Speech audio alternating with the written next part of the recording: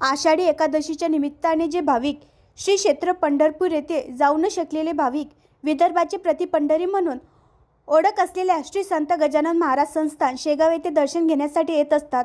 भाविकांची गर्दी लक्षात घेता श्री संस्थानच्या वतीने शनिवार रोजी श्रीचे मंदिर रात्रभर खुले राहणार आहे। दिनांक 6 रविवार रोजी आषाढी एकादशी निमित्त मराठवाडा, जळगाव, खान्देश, विदर्भातील विविध जिल्ह्यातील हजारो भाविक श्रींच्या समाधी दर्शनासाठी येतात।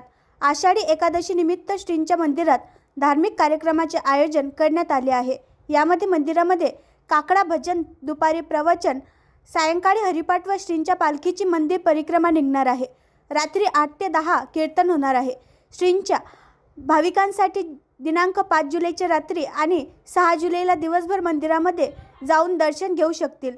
दर्शनबारी व श्रीमुख दर्शनबारी, महाप्रसाद, पारायण व्यवस्था केली आहे। तसेच भक्तांच्या सोयीसाठी संस्थांच्या भक्त निवासामध्ये नियमानुसार अल्प दरात राहण्याची व्यवस्था नित्याप्रमाणे सुरू आहे। संपूर्ण मंदिर परिसरात स्वच्छता ही भक्तांना श्रींच्या प्रती आपली आस्था प्रसन्न मनाने एकरूप करणारी आहे।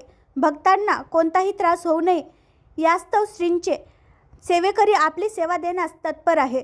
या आषाढी एकादशी उत्सव काळात सर्वतोपरी सोयीसुविधा संस्थांच्या वतीने पुरवल्या जात आहे। आणखी नवीन व्हिडिओ पाहण्यासाठी आमच्या देशमुख एक्सप्रेस न्यूज चॅनलला सबस्क्राईब करा, लाईक करा आणि शेअर करा।